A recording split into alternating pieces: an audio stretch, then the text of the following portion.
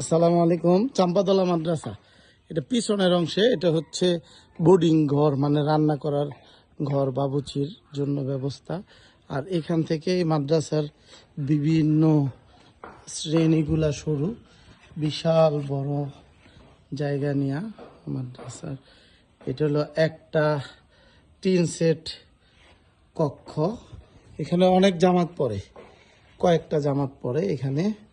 এটা একটা, আর এই যে এটাও একটা। এটা সর্বপ্রথম এটা করছিল। আজকে মাদ্রাসার মাসিক ছুটি, যার কারণে এই দিক দিয়ে বন্ধ। আমি ওই দিক দিয়ে দেখাইতেছি। এটা হচ্ছে আরেকটা টিন সিট পড়ার ব্যবস্থাপনা। এই যে মাদ্রাসায় কি সুন্দর দোলনা করছে। হ্যাঁ, আমি ভিডিওটা করতেছি, মাদ্রাসার কাজ চলতেছে।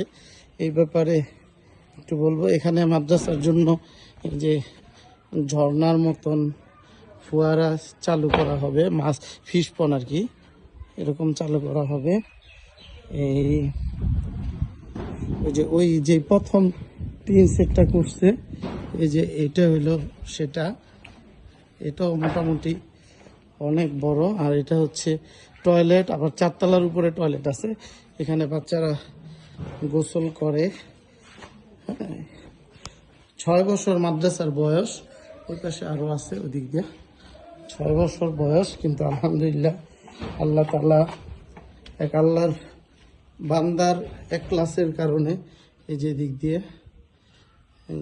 দিয়ে, এটা একটা শ্রেণী। আল্লাহর বান্দা বললাম যেটা, যে মাদ্রাসার জন্য উনি ওনার পৈতৃক সম্পত্তি 35% সম্পত্তি দান করছে। জেনারেল লাইনে ইন্টার কমপ্লিট করে পরে মাওলানা হয়েছে। এই যে আপনারা ইটগুলা দেখতে পারতেছেন। মাদ্রাসার পরিবেশ খুব সুন্দর। একটা অজপাড়া গায়ে, যেখানে নাকি দিনের বেলা মানুষ আসতে ভয় পাইতো। চাম্পাতলা এমন একটা, যেখানে নাকি এই জায়গাটার মধ্যে একটা সময় মানুষরাই না বিভিন্ন ধরনের হস্তনস্ত হইতো, তারপর নেশা পানি খাইতো। এই জায়গায় মাদ্রাসা 10,000 স্কোয়ার ফিট জায়গা নিয়ে মাদ্রাসা, এই মসজিদ হইতেছে, নির্মাণ কাজ চলতেছে, অনেক বড়। ওইটা হচ্ছে কিন্ডার গার্ডেন, মাদ্রাসার আওতাধীন। মানে ছোট বাচ্চারা যেন ছোটবেলার থেকেই তাদের আকীদাটা সহি হয়ে যায়। এটা মাদ্রাসার একটা ভবন, 4th তলা। পুরো মাদ্রাসাটা আমি দেখাইতেছি। ওই দিকটাও মাদ্রাসার কিছু অংশ জায়গা আছে, আর ওই দিকটাও মাদ্রাসার পশ্চিম পাশেও কিছু অংশ জায়গা আছে। যাই হোক, এখন মাদ্রাসার এই নির্মাণ কাজ চলতেছে। তো একটা মহাযুদ্ধ বলা যায়। যাই হোক, এখানে পড়ালেখার মানও আলহামদুলিল্লাহ অনেক ভালো হয়েছে। তো ভালো, শুরুর থেকেই ভালো। তো এখন এই কাজের জন্য এর আগে সেন্টারিং করছিল, কইরা কোনোভাবেই ওই সামানপত্র ঢালাইয়ের যেগুলা মিলাইতে পারে নাই। পরে এটা আবার করে ফেলেছে, ভাইয়া নিয়ে গেছে, কেননা এটার ভাড়াও তো অনেক। পরে আবার ফিরে এখন নতুন করে করা হইতেছে। যে আল্লাহর এক বান্দা আমার পরিচিত, গত পরশুদিন উনি 1 লক্ষ টাকা দিছে। এখন আবার আরেকজন, উনিও এই 3,000 ইট দিছে। যাই হোক, সবার সহযোগিতা। আল্লাহর ঘর, এটা আল্লাহর জন্য, এটা কোনো ব্যক্তির সম্পদ না।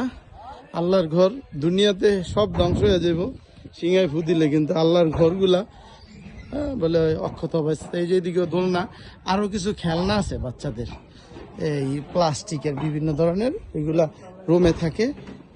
হ্যাঁ, যখন বাচ্চারা খেলে তখন নিয়ে আসে। যাই হোক, মুন্সিগঞ্জের মধ্যে এমন একটা প্রতিষ্ঠান, এই প্রতিষ্ঠানটা আমাদের জন্য বিশাল এক সুনামের, মানে সুনাম অর্জন করবে, এটাই আমরা আশা করি। তো যাই হোক, সকলেই চেষ্টা করবেন কিভাবে এই মাদ্রাসাটাকে আরও বেশি সমস্ত লাইনে, এই এলাকায় তো ওইরকমভাবে মাদ্রাসা হোক অনেকেই চায় না। তো ওই যে বললাম, ক্লাসের কারণে, যে নাকি এই মাদ্রাসার প্রতিষ্ঠাতা মাওলানা মিনাজ সাহেব, উনি প্রায় ওনার বাপদাদার সম্পত্তি 35% জায়গা দিয়ে এটা শুরু করছে। এখন আলহামদুলিল্লাহ এই মাদ্রাসায় 100% উপরে জায়গা আছে, জায়গার টাকাও কিছু বাকি আছে। এই মাদ্রাসায় প্রতি বছর প্রায়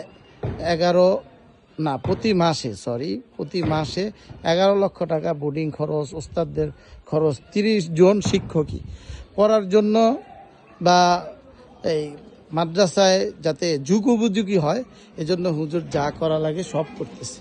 যাই হোক, সবাই দোয়া করবেন, আর যে যতটুক পারেন, 10 বস্তা সিমেন্ট দিয়ে হোক, 100 বস্তা সিমেন্ট দিয়ে হোক, 1 গাড়ি সেন্ট বালু দিয়ে হোক, তারপর ইটা দিয়ে হোক, যেভাবে পারেন দোয়া দিয়ে হোক সাহায্য করবেন। আল্লাহ যেন আমাদের এই মাদ্রাসাকে, এই মসজিদকে কবুল করে। 9টা জায়গায় নামাজ পড়ে, 8 জায়গায় 9 জায়গায় এরকম নামাজ পড়ে, বিভিন্ন একসাথে পড়তে পারে না বড় জামাতে। এই মসজিদটা হয়ে গেলে ইনশাল্লাহ সবাই একসাথে নামাজ পড়বে, বিভিন্ন ধরনের দ্বীনি কাজের আঞ্জাম হবে। আল্লাহ তাআলা কবুল করুক। আসসালামু আলাইকুম ওয়া রাহমাতুল্লাহ।